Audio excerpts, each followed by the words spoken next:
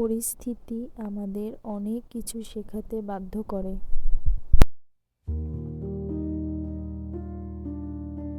সংসার জীবনে বুদ্ধি এবং জ্ঞান দুটোই খুব বেশি জরুরি। হ্যালো এভরিওয়ান, আসসালামু আলাইকুম।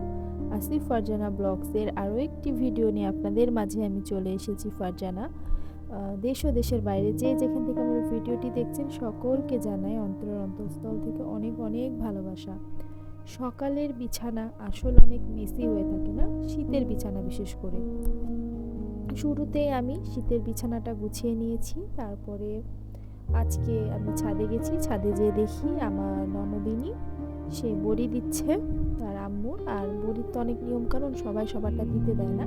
আর ও অনেক শখ করছিল, এই জন্য ওর আম্মুর যে বড়িগুলো সেগুলো ওকে দিতে দিয়েছে। আমি ছাদে কাপড় মেলতে যেয়ে দেখি সে বড়ি দিচ্ছে, তো আমি ভিডিও করে নিলাম। আর ভিডিও করে দেখে অনেক হাসছিল। আর আমি আমাদের ছাদ থেকে ভিডিও করি। সেই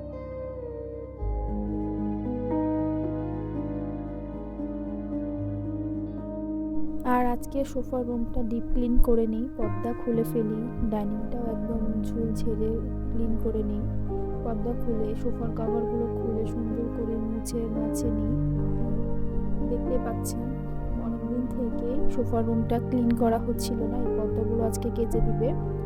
আর তারপরে যে সব আমি গুছিয়ে নিলাম, ফ্যানগুলো মুছে নিলাম। এগুলো আমি অফ ক্যামেরায় রেখেছি, সব তো দেখানো সম্ভব হয় না, আর ফোন নিয়ে আসলে কাজ করা সম্ভব হয় না, তাহলে দেরি হয়ে যায়। তো আজকে এই যে চা দেখতে পাচ্ছেন,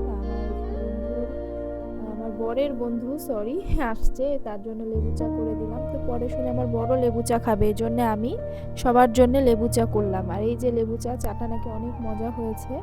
যাক আলহামদুলিল্লাহ, চা যে মজা হয়েছে। আমার দাদি শাশুড়ির বোন আসছে, তার জন্য, আমার বরের জন্য এবং তার বন্ধুর জন্য আমি লেবু চা করি। ঠিক সেটা 12টা সাড়ে 12টার দিকে। তারপরে দুপুরে রান্নায় আসা যাক। রান্নায় আজকে ছিল মুরগির মাংস, সিম, আলু আর বেগুন দিয়ে এই চচ্চড়ি পুরপুরি টাইপের করেছে, অনেক মজা ছিল। এটাই সব থেকে বেশি মজা হয়েছে। আর মাছ রান্না করেছে। আমি সব রান্না ভিডিওতে দেখাইনি, একটা রান্নাই দেখিয়েছি, কারণ এই রান্নাটা আমার কাছে একটু ভালো লেগেছে এই জন্য। আর রান্না করতে করতে পেয়ারা মাখিয়ে নিলাম। আমার বর, আমার দাদি শাশুড়ির বোন পেয়ারা নিয়ে আসছে, আর পেয়ারাটা মিষ্টি ছিল। তারপর এটা মাখিয়ে নিলাম আমরা তেঁতুল দিয়ে। সবাই মিলে রান্নার ফাঁকে এটা খেয়ে নিয়েছি। আর সেই ফাঁকে বড় আম্মু রান্নাবান্না করছিল। আর বেশ দুদিন থেকে বাসা অনেক কাজ, কারণ আম্মু কুমড়ো বড়ি দিবে।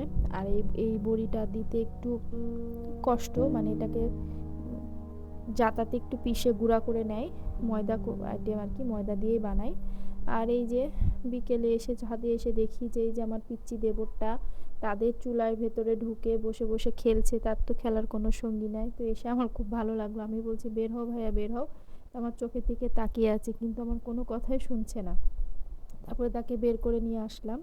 তো তাকে বের করে আসার সময় দেখি আমার কবিতরগুলো দুইজন, এই তো দেখতেই পাচ্ছেন, তাদের ভালোবাসা আদান প্রদান করছে, এগুলো আমি দেখছিলাম। তারপর আমি কবিতরকে খেতে দিলাম, পানি দিলাম, তারা গোসল করলো। এই মুহূর্তটা আমার খুব ভালো লাগলো।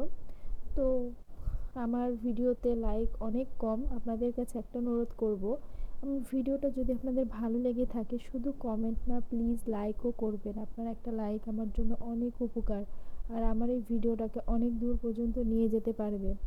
আর প্লিজ সবাই আমাকে অনেক অনেক ভালোবাসা দিবেন। আমার ভিডিওর কোনো অংশে ভালো লেগে থাকলে সাবস্ক্রাইব করে দিবেন যদি আমার ভিডিওতে কোনো নতুন সদস্য আসেন। আর যারা আমার রেগুলার ভিডিও দেখেন তারা আমাকে অনেক অনেক ভালোবাসা দিবেন, সাবস্ক্রাইব করে দিবেন, লাইক করে দিবেন।